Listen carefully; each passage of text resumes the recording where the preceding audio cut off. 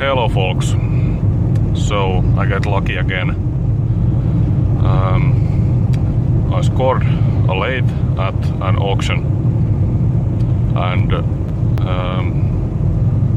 there were pretty much no advertisements on the auction, so I actually was the only bidder, and you can imagine that I did get the lathe for a pretty good price. And yeah, so I guess I forgot to mention that I just got another lathe. So let's see, I now got 5 lathes, including the CNC lathe.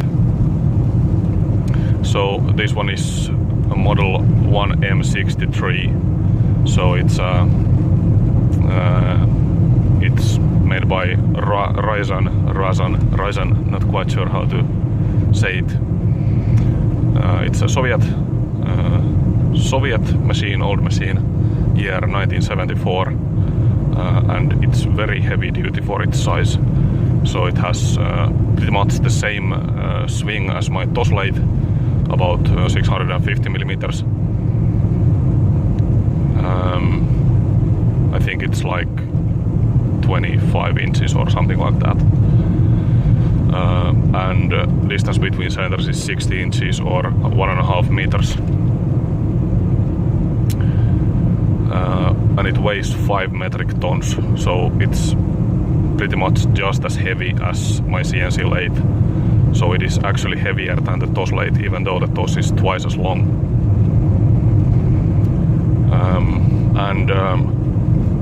The organization that was selling the lathe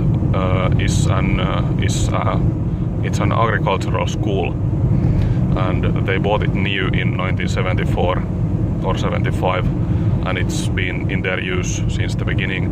And it's a little bit dirty, but behind all the dirt it's pretty much unused, which is so awesome. I don't think you find these lathes in such a good condition these days too often, especially for the price that I got it for. And it also came with 2 4 jaws and 2 3 jaws and kind of a faceplate and 2 steady rests, and also some pretty good tooling, usable tooling, and some live centers, some very good quality live centers. So, and we just picked it up, and now I'm driving home to get ready to receive the truck. And what else? Yeah, I pretty much got no use for the lathe, and I got no space for it, but I still bought it because I'm stupid. Because I love machines. So actually this morning was the first time that I actually did some measurements at my shop, and I found out that it just barely fits in, but it's gonna be really cramped from now on. So I'm just gonna have to let go of something, or maybe get some other space. I really don't know. But and yeah, the lathe has one minor problem. At least I hope it's a minor problem. None of the feeds are working. I think somebody crashed it, and there's like a safety pin sheared out. So I'll have to take a look at that. But apart from that, it should be perfectly functional. I wasn't able to test it because it was already stripped from electricity. But I know some people working there, and I'm 100% sure that they're not lying to me when they say that it's in very good condition. And well, there's not much to go wrong with a lathe like that. As my friend Factory Dragon 87 says, these machines can be fixed with a hammer and an axe. Yeah. Okay, so I guess this is enough talking. I have a trailer behind me. I also had some barrels in my trailer because I went to sell my chips before I went to pick up the machine. So I'm having to carry the barrels back home now. And my trailer and my trunk are full of tooling and chocks and everything. So I will try to show you a little bit more video from the unloading site. Yeah, okay. Thanks for watching.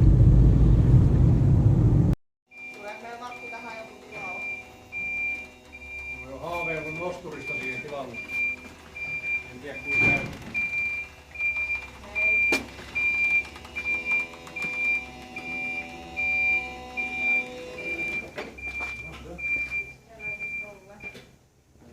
Tyssäs jostain syystä. Oho.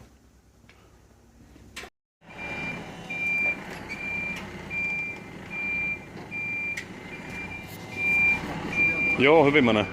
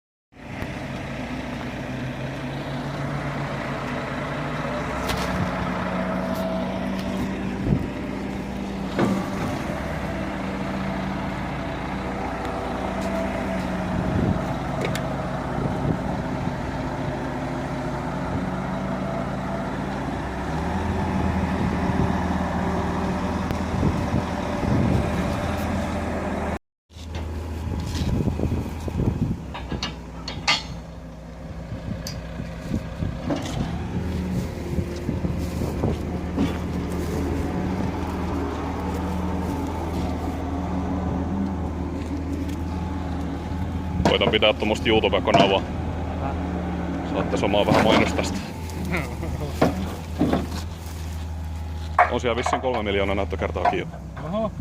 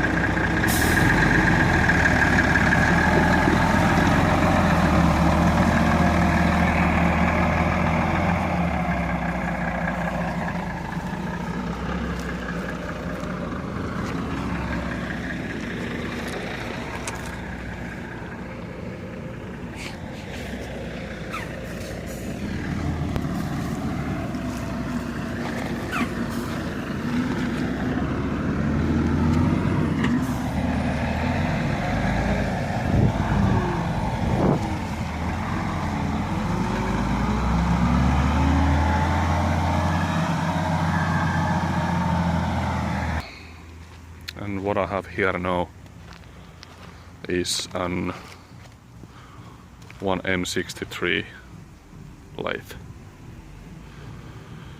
And it's a friggin' heavy chunk of cast iron. Crazy heavy. I think this weighs pretty much the same as the CNC lathe. But again, when comparing the CNC lathe to this machine, the weight is the same, but this has like 4 or 5 times the capacity.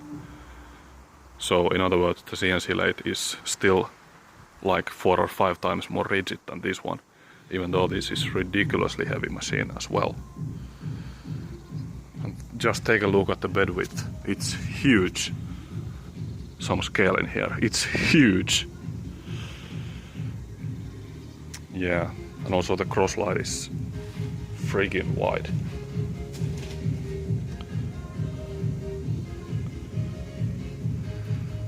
Yeah.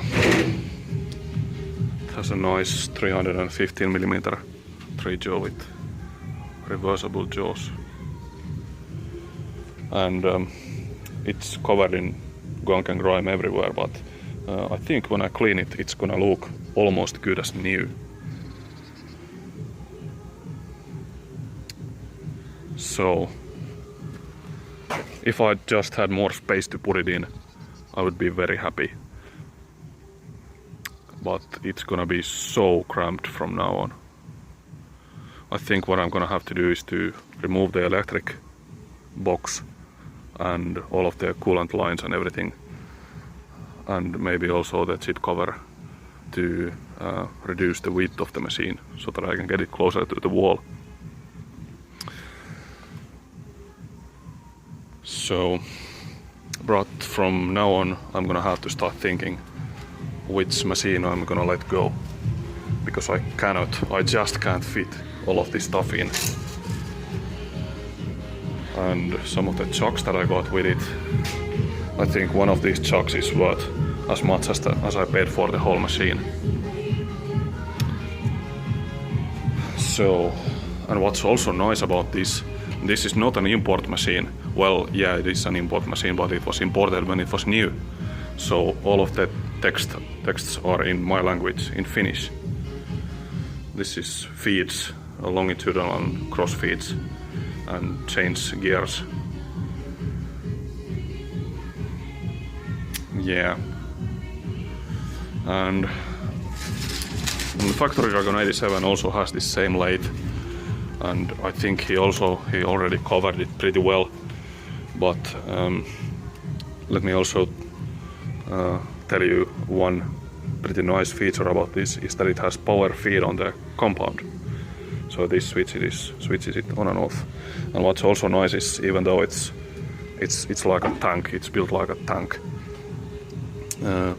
it's very easy and fast and nice to use, because all the feeds are done by this tiny little joystick.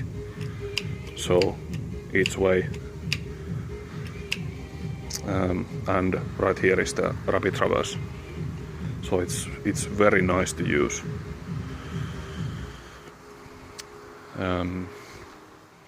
Yeah, and the motor power is 13 kilowatts, so it's pretty huge.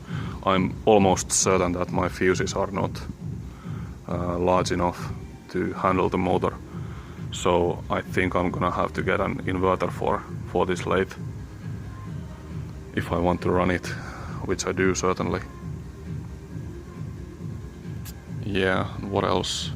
It doesn't have a quick change tool post, but this is also a pretty good model. Oops. It holds very strongly, but it's still nice to use. And I know this machine a little bit because when I used to work at the machine shop several years ago, when I got away from my military service and until I went to my school, I worked about half a year in a machine shop doing all kinds of repairs on manual machines and drive shafts and everything. There I used to work with this same exact lathe, except that it was longer. This has a bed width of, center length of 1.5 meters or 60 inches. And I think the one I had at my previous work, it was 3 meters, maybe 3 or even 4 meters. I'm not sure if there is a 4-meter model, but it was longer than this. But other than that, it's completely same. But something there is weird about this machine is that these usually have double V-ways, but this one has a flat way in the backside. I've never seen one before. So usually these are made in the Ryzen factory, but I think this is not. This is probably made somewhere else. If you know Russian, you will understand this.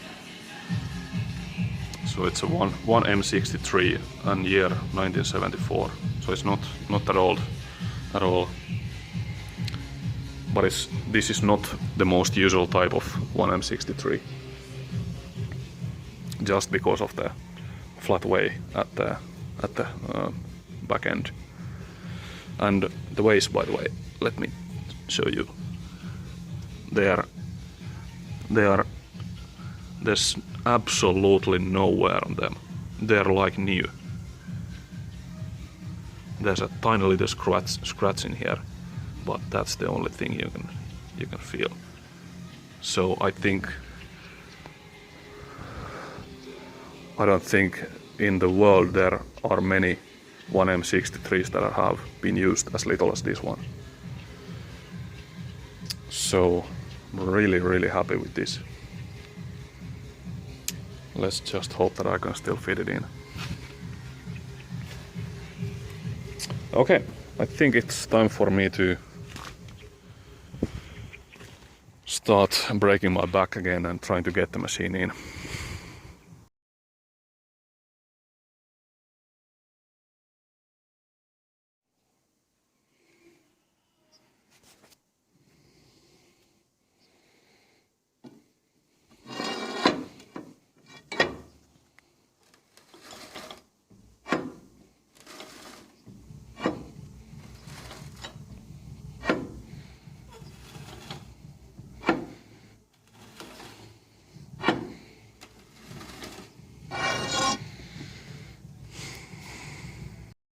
Okay, a quick update anyways. So the lathe is now inside.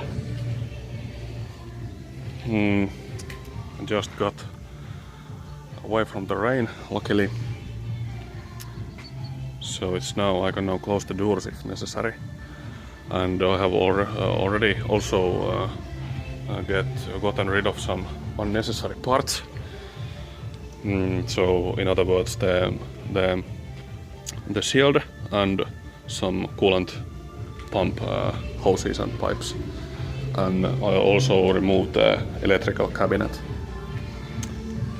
and it's very simple. I also think it's pretty well done. Some nice tight turns on the wires. Just look at the conductor. This is huge. It needs to move 13 kilowatts through it, so of course it must be huge. Never seen a conductor this big.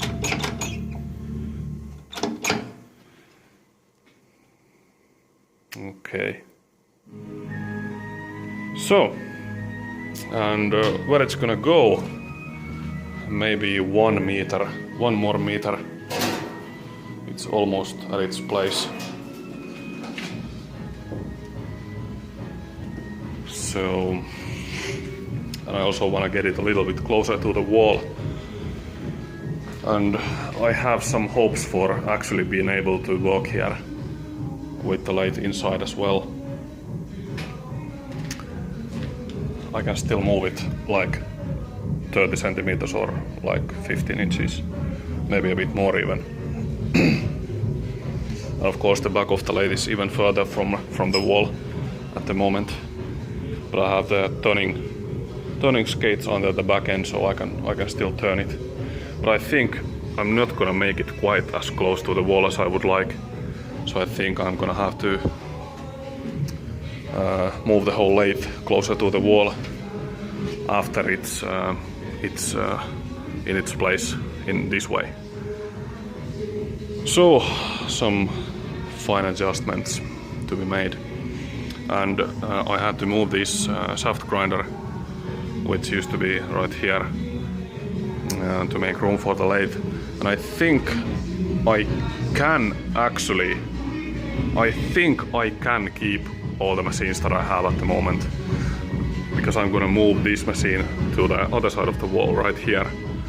I'm gonna have to move the shaper, but I think it's gonna fit right here when I move the universal grinder a little bit closer to the granite table.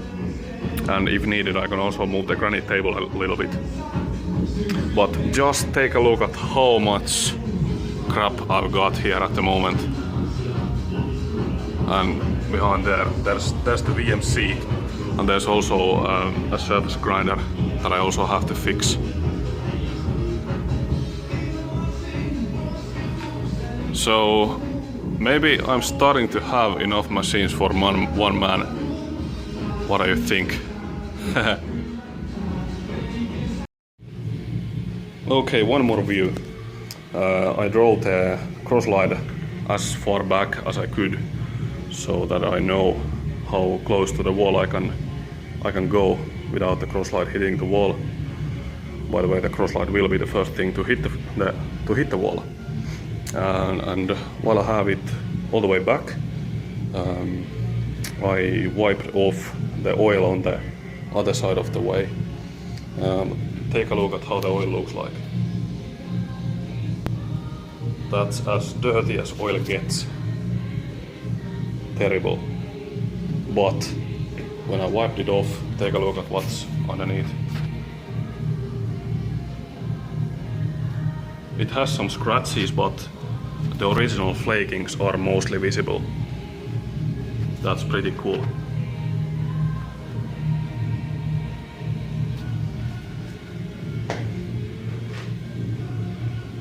Let's take a look at this side.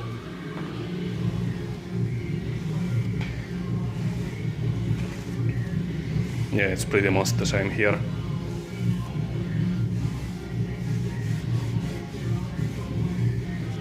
Yeah, I think this side might even be a little bit better. So it has scratches, I mean, in this way, but almost everywhere you can still see the original flakings. Pretty nice. So, as you can see, I've been moving my sexy body for quite a while now, and the lathe is now in its final place, and I am really happy about it. Once I clear all this stuff from here, which was only temporarily moved out of the way, I will have pretty good access. I will have enough access to the TOS lathe as well.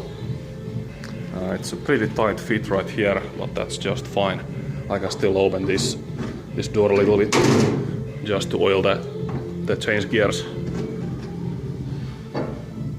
And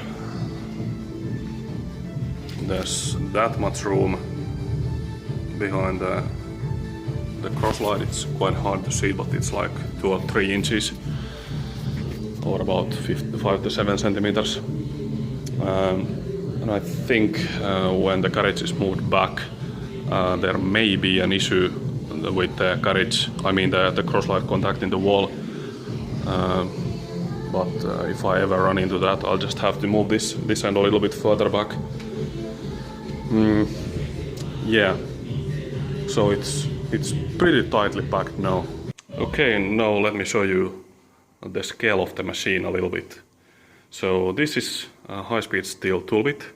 I think it's like 8 by 10 millimeters, which you might use in a mini lathe.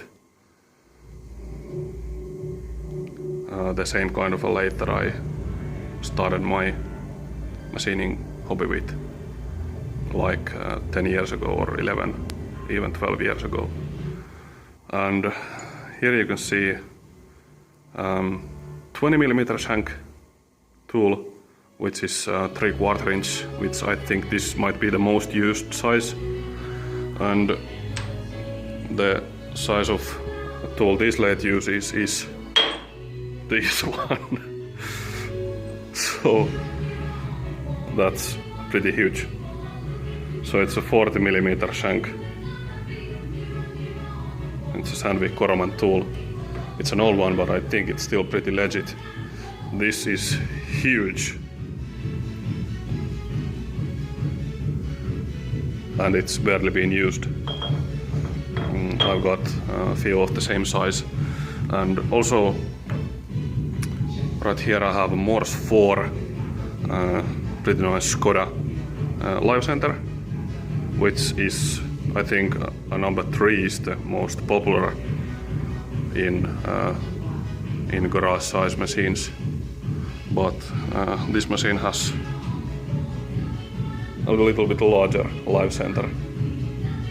So this is a Morse 5, and Morse 5 is pretty standard size for larger lathes, but the size of the bearings is just huge in this head. And this is a Röhm head, very nice, made in Germany. very nice live center. Too bad the tip has been destroyed pretty badly. The bearings still feel very good, almost as good as on a new live center. And the same thing here actually. I actually got this as well with this lathe. No, I don't know why they had a smaller one as well. Oh, looks like it's missing the end cap. So, a little bit scale for you, and let me compare the mini lathe tool with the large tool. Okay, so really happy now. Now I still have to figure out where to put the shaft grinder. So I think this is finally the end of the video, and I'm also probably gonna call it a night now, and this will have to wait until tomorrow. So thank you so much for watching, and also I want to thank everybody who's been helping me with my moves. It's been various people, and they've all been really great help to me. I couldn't have done the machine moves without them. I'm not gonna name anyone, but you know who you are. So thanks a lot to everybody, and have a nice day, and see you again, and I hope my autofocus works better next time.